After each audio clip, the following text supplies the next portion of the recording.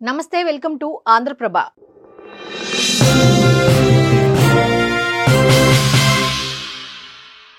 ఇది నిజమేనా? సముద్రం లేకుండా బీచ్ ఏంటి? అది కూడా హైదరాబాద్లో. ఏదో ఒక సినిమాలో ఓ రాజకీయ నేత హైదరాబాద్కు సముద్రాన్ని తెప్పిస్తానంటూ ఓ డైలాగ్ చెప్తాడు. ఎన్నికల హామీల్లో భాగంగా ఈ ప్రకటన చేస్తాడు. నిజానికి అది ఒక రకంగా సటైర్. ఎందుకంటే కొన్ని విషయాలను నోటితో చెప్పడం చాలా ఈజీ, కానీ చేతల్లోకి వచ్చేసరికి అది దాదాపు అసాధ్యం. అయితే ఈ సినిమా డైలాగ్ను తెలంగాణ ప్రభుత్వం నిజం చేసి చూపిస్తానంటోంది. అదెలా సాధ్యమవుతుంది? హైదరాబాద్కి బీచ్ ఎలా వస్తుంది? ఆ విశేషాలేంటో ఈ వీడియోలో తెలుసుకుందాం.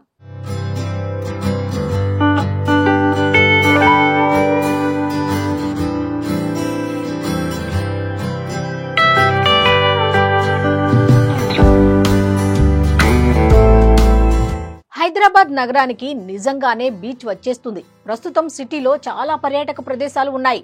భాగ్యనగరం అనేక సంస్కృతులకు నిలయం, విశ్వ నగరంగా మారుతోంది. ఇంతవరకు బాగానే ఉంది, కానీ చాలా మందిలో ఇక్కడ కూడా ఓ బీచ్ ఉంటే బాగుండేది అనే ఫీలింగ్ ఉంది. చాలా మంది సముద్రం చూడాలన్నా, ఆహ్లాదంగా సమయం గడపాలన్నా ఏపీకో, గోవాకో లేదా చెన్నైకో వెళ్లాల్సి వస్తోంది. కానీ ఇకపై అలా వెళ్లాల్సిన పని లేదు. ఎందుకంటే ఇప్పుడు తెలంగాణ ప్రభుత్వం హైదరాబాద్ లో బీచ్ ను ఏర్పాటు చేసేందుకు సిద్ధమైంది. కానీ ఇక్కడ అసలు సముద్రమే లేదు కదా, మరి బీచ్ ఎలా వస్తుందనే డౌట్ వచ్చింది కదా. అక్కడికే వస్తున్నా.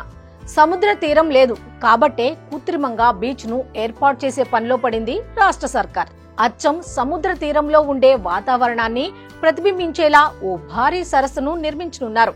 ఇది మ్యాన్ మేడ్ బీచ్ గా రికార్డు సైతం సాధించబోతోంది. సుమారు 35 ఎకరాల విస్తీర్ణంలో 225 కోట్లతో ఈ ప్రాజెక్టును ప్రారంభించనున్నారని తెలుస్తోంది.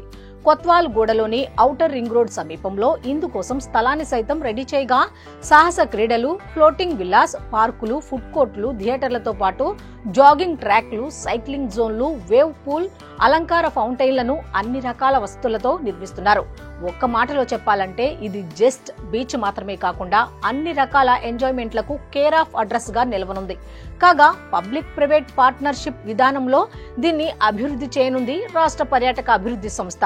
ఇక డిసెంబర్లో ఈ కృత్రిమ బీచ్ కు సంబంధించిన పనులు ప్రారంభం కానున్నాయని సమాచారం. ఈ కృత్రిమ బీచ్ ప్రాజెక్ట్ హైదరాబాద్ నగరానికి కొత్త గుర్తింపును తెచ్చిపెడుతుందని అంతా భావిస్తున్నారు.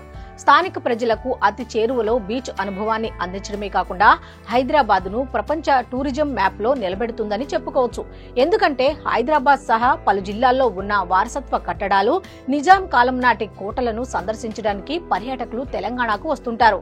అదే సమయంలో ఈ కృత్రిమ బీచ్ కూడా అందుబాటులోకి వస్తే రాష్ట్రానికి టూరిస్టుల సంఖ్య మరింత పెరిగే ఛాన్స్ ఉందని రాష్ట్ర ప్రభుత్వం అభిప్రాయాన్ని వ్యక్తం చేస్తోంది.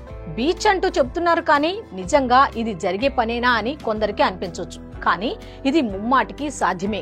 ఇప్పటికే ప్రపంచంలోని పలు దేశాల్లో కృత్రిమ బీచ్లు ఏర్పాటయ్యాయి, పర్యాటకులను సైతం ఆకర్షిస్తున్నాయి. ఇదే స్ఫూర్తితో తెలంగాణ ప్రభుత్వం కూడా కృత్రిమ బీచ్ ను ఏర్పాటు చేయాలని గట్టి పట్టుదలతో ఉంది.